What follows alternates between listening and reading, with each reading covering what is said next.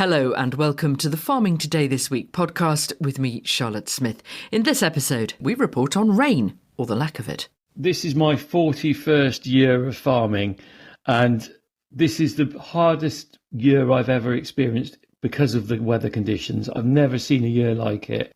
Rural buses, or the lack of them. When I moved here, there used to be a bus at dinner time that went straight to Hull. It were a good service, and then slowly but surely they all disappeared.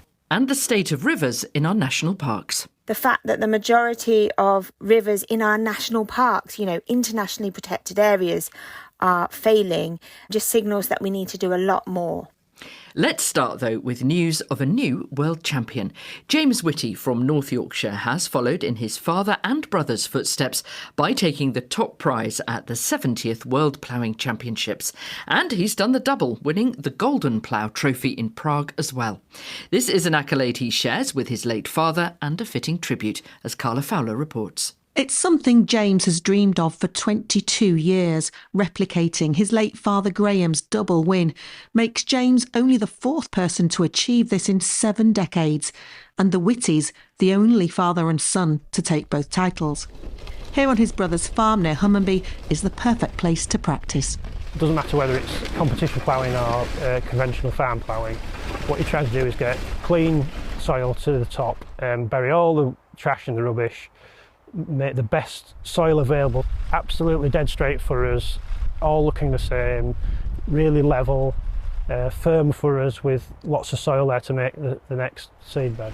We plough a straight furrow here in Yorkshire, and on the world stage near Prague, James Whitty's was the straightest of 48 ploughmen from 26 countries. All starting from my father, really. We're unheard of family back in the 80s, but Dad managed to scrape a qualification back in the 80s to the World Ploughing Contest, and the second time he went, he won it.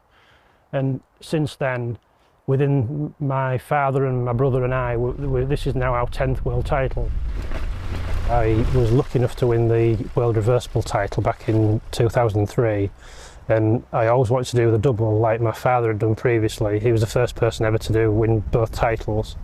And then 5 years ago, my father had a tragic accident on the farm and lost his life, and moments like that just make you think about what's really important. And so for the last 4 years we've been really trying hard to initially qualify and then eventually do what I set out to do, which is win both World Reversible and World Conventional titles. James Whitty there talking to Carla Fowler from BBC Yorkshire. The Environment Agency announced this week that drought conditions are likely to continue into the autumn, with 5 areas of England remaining in drought. Well, that might come as a surprise for those of us who've seen torrential rain over the past week, but August's rainfall was just 42% of its long-term average. If you're a regular listener, you'll know that we've been following the impact of this year's very dry summer on farmers across the UK. For many, this has been a difficult year, and due to the lack of grass, some livestock farmers have been feeding their livestock with the food they should have been saving for the winter. Earlier this week, I spoke to 2 dairy farmers in England, one in the traditionally wet west, the other in the dry east. I'm Rebecca Mayhew from Old Hall Farm in Norfolk. We're 500 acres, mixed farm, predominantly with dairy, sheep, and we have a farm shop and a restaurant. It has felt relentless at times. Because we're in the east of England, it's windy most of the time. So we get quite a lot of dust storms. It feels like we're being scoured with hot, dry winds all the time. And it has just been relentless and exhausting. And what impact has it had on the business? So we've been in drought almost constantly for the last 3 or 4 years. I think we've had a very short period where we've been out of drought conditions. So we've been trying to change how we farm, put lots of mitigation procedures in place, so different plant species that we're growing for the cattle to eat. We're trying to bring some technology in, a roller which shatters the subsoil. We're just trying to improve conditions so that when we do get rain, we don't lose it. We've introduced much more diversity into our pastures, and we've started grazing differently, so we're holistic planned grazing, so mob grazing. It has definitely made a huge difference this year. For many of us, it's really been quite wet over the past few days. Have you shared in that? We have. We've had the dizzying heights of 14 mil over the last couple of days. So not a huge amount. Does it make a difference? It does, definitely. We only ever get about 600 mil here, so 14 is a fairly high percentage for us, I suppose. It definitely makes a difference. Things have started to green up already because it's still quite warm, and you can just see that there's a little bit more lusciousness in the pasture. So it has, and it's settled the dust, if nothing else. Richard Cornock, and I'm a dairy farmer in South Gloucestershire, and I've been feeding silage to the cows since probably mid-August. The grass has come back in places. In other places, it's died completely, and I'm going to have to re-drill that. But then we've had a horrific amount of rain in the last couple of weeks, more than I've ever experienced in 1 week. And, well, luckily, I think we've got a dry spell coming, but it's made the ground a bit wet, and we had to have an issue with a few bad feet because they've been paddling through mud. It's been very difficult, Charlotte. Although some people listening to this will say he doesn't want too much dry, he doesn't like it now it's wet. Weather's never right for a farmer. Do you know what? That's very true, but I've never experienced the extremes of this year. This is my 41st year of farming, and this is the hardest year I've ever experienced because of the weather conditions. I've never seen a year like it. And where does it leave you if you're already feeding silage by the time we get to November, December? Oh, that's a very good question. I have to say I'm very fortunate in the fact that we were worried about this right back in July. So I started sourcing silage in July because I could see where this was going if it got worse. And I worked on the principle of it's better to have too much silage and make a mistake than not have enough and be looking for it in November. And fingers crossed, I think I might just have covered myself. But I fear for other farmers who haven't, because there is not the grass and forage around now. But the other fear is, can people afford it?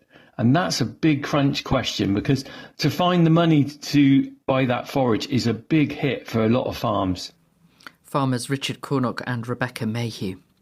Now, all week on our sister programme, Farming Today, which, as you surely know, goes out at 5:45 every weekday morning here on BBC Radio 4, or you can listen whenever you like on BBC Sounds.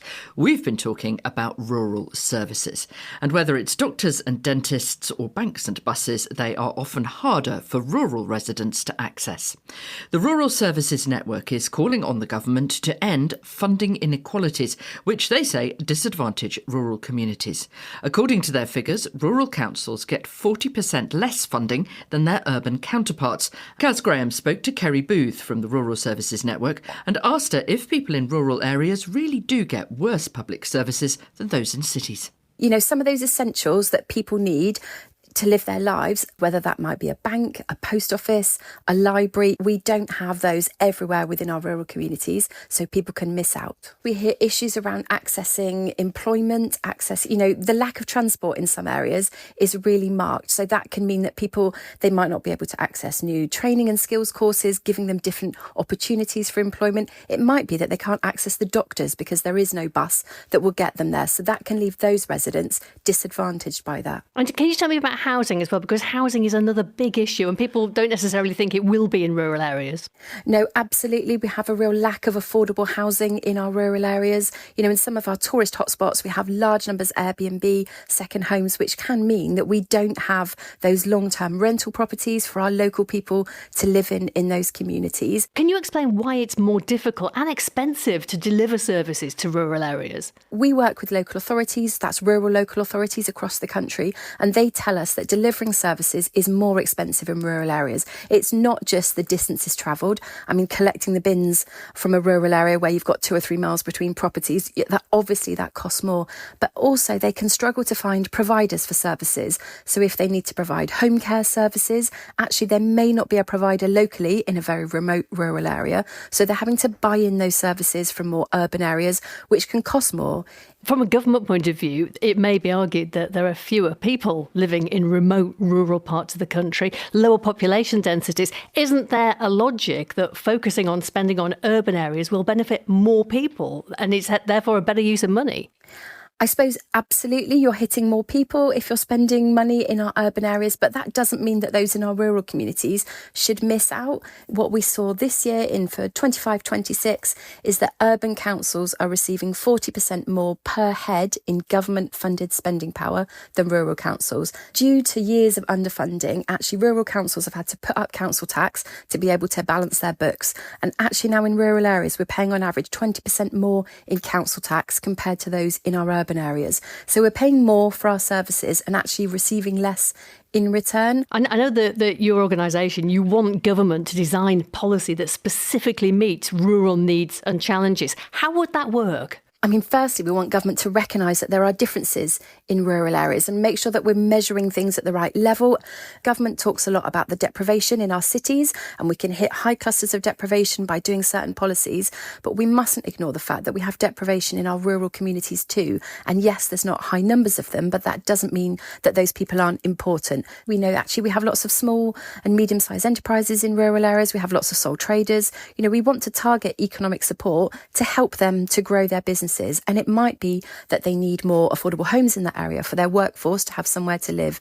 It might be that they need improved digital connectivity. We just need to make sure we're thinking that there are different circumstances in rural areas and that we target our policy to suit what's happening in those rural communities.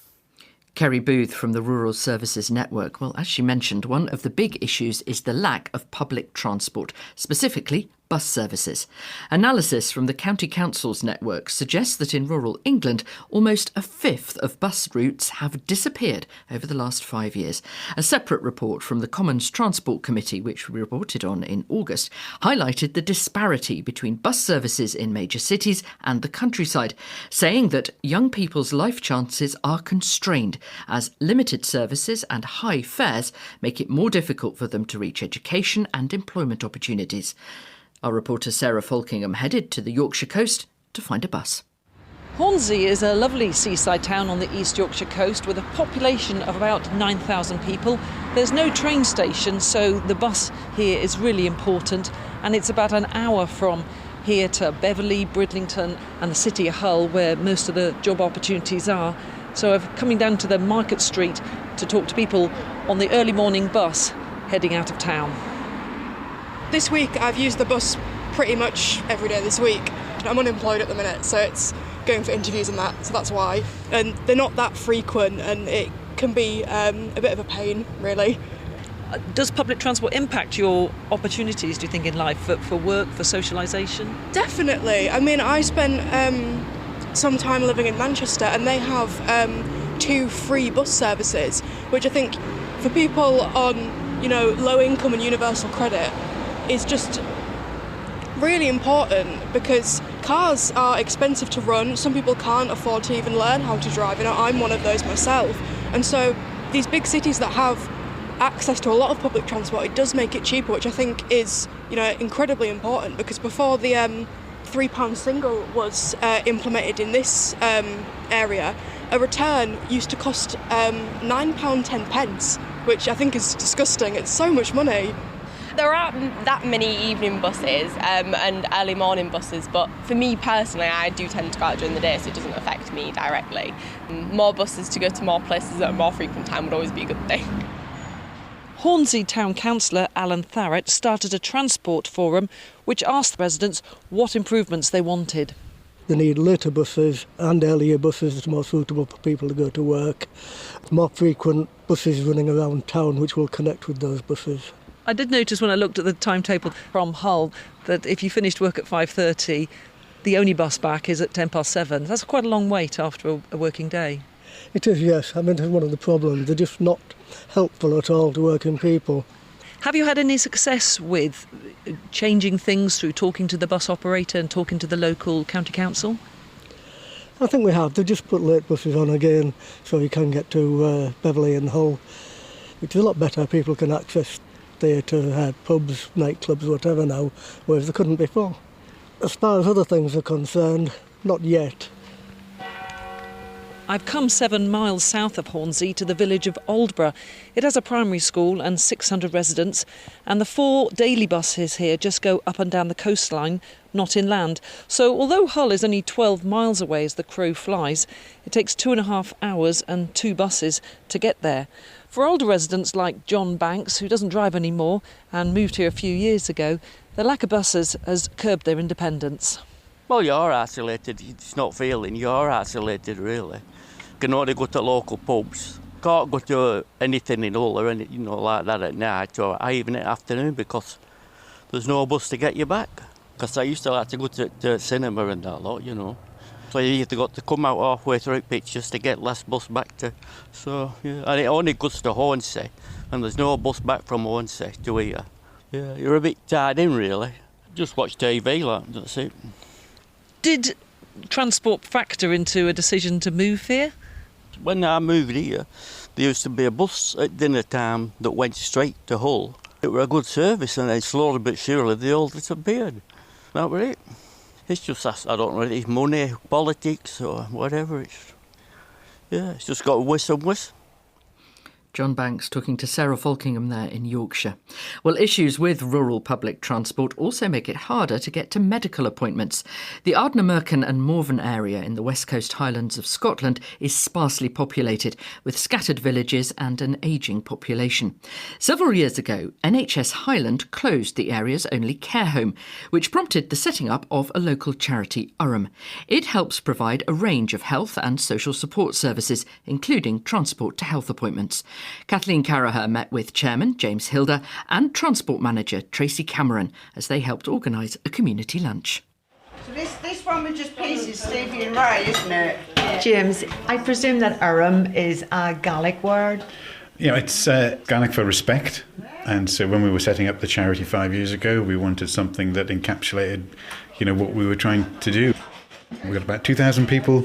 It's about an area the size of Berkshire. So it's really, really sparsely populated. About 160 miles of single track roads. So we're very spread out. So the work we do trying to connect people, that's why our transport service has been the biggest project. We acquired a vehicle and we started recruiting volunteers, and it's grown from there. So we have about 15 regular volunteers that will help take people to hospital appointments, medical appointments. So we now have 4 vehicles and cover about 50,000 miles a year. Also, we work in partnership with Highland Hospice to do a befriending service. It's a long-term relationship. We're trying to match people together so you get a visit, a cup of tea, and it's just about reducing isolation and giving people something else to do in the week. And so we've got about 14 regular befrienders. We're looking for some more volunteers, but it's tricky. You've got to match the right people with the right interests. You also help to provide personal assistance for care for elderly people. How does that work?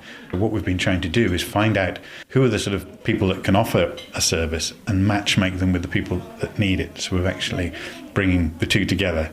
And sometimes that could be whilst someone is waiting for some assistance, having come out of hospital. So it's a short-term thing. Other times it can be a longer thing. The lunch here in a Harrickle village is organised by the local community company.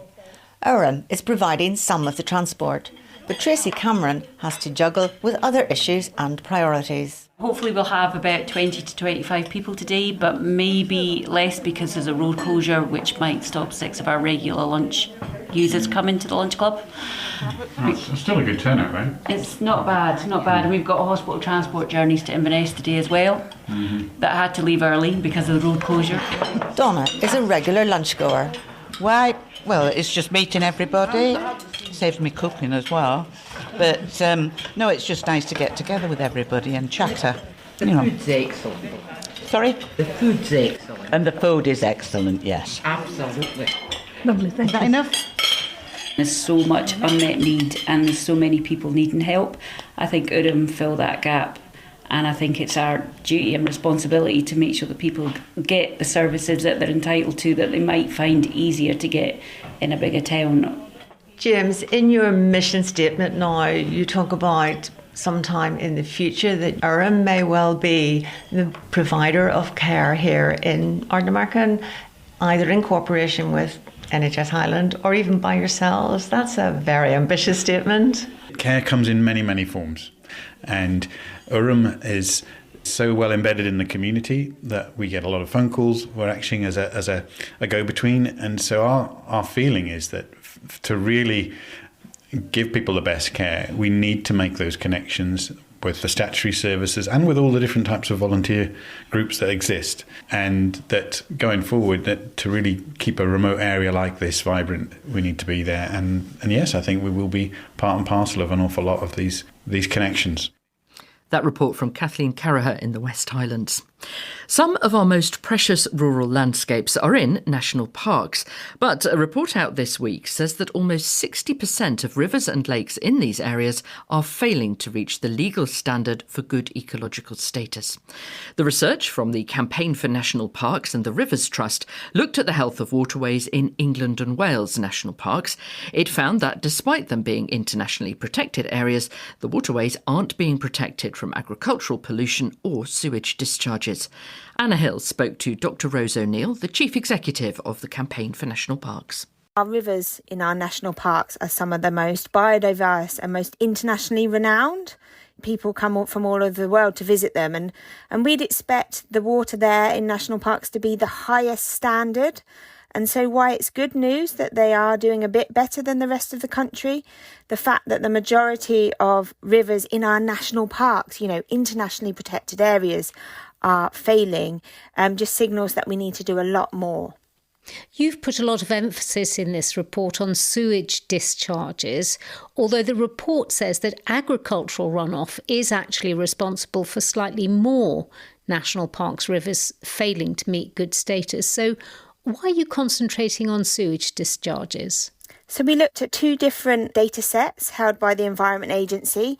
The first was the reasons for failure data set, and that identified that just under half of failing rivers in national parks are affected by problems arising from agriculture and rural land management.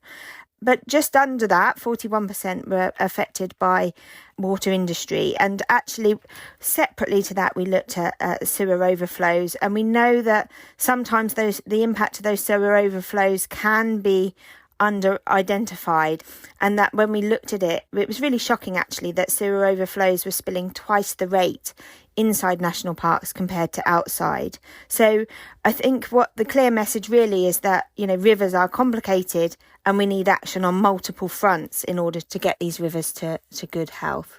Are we talking there about these combined storm and sewage outlets? How did you arrive at those frequency figures for the overflows? So we looked at the number of hours each sewer overflow was spilling.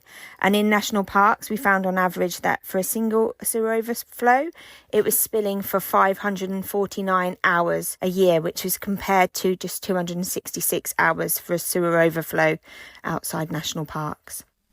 We did ask Water UK, which represents the water companies, to respond. They didn't have anyone to talk to us, but they did send us a statement, and they said water companies are investing £12 billion to almost halve spills from storm overflows by 2030 with high priority sites, and that includes sites of special scientific interest, chalk streams, marine protected areas, so they're talking about the sea as well. What we were shocked by when we asked all the water companies what they were doing is that they weren't including national parks in those high priority sites. And so what we're worried about is that they might be doing a lot of that investment, but it's not necessarily going to reach the parts that need it most. Historically, regulation has meant that there has been lack of investment, particularly in rural areas. We know that, for example, the fact that millions of tourists are visiting these places, and that isn't taken account of in water company planning. I mean, we do want more investment, but it's also being much more targeted in order to meet higher standards in national parks. What do you want the government to do about it? A greater role for national park authorities so they can do even more. I mean, we've seen some great examples of where they're working with, farmers and land managers and others in catchments to deliver river restoration, but they just don't have enough power, enough support to go that extra mile and tackle the pollution. More broadly, the government is poised to make the biggest change to water reform and water legislation in decades following the Cunliffe Review that was announced earlier this year. The point of this report today is really to say, make sure that we're thinking about our most important sites, our national parks, when we're designing that set of regulation, to make sure it works for, these really special rural areas as well as country at large. Dr. Rose O'Neill from the Campaign for National Parks. That's it from us. I'm Charlotte Smith. The producer was Joe Pesey, and Farming Today this week is a BBC Audio Bristol production.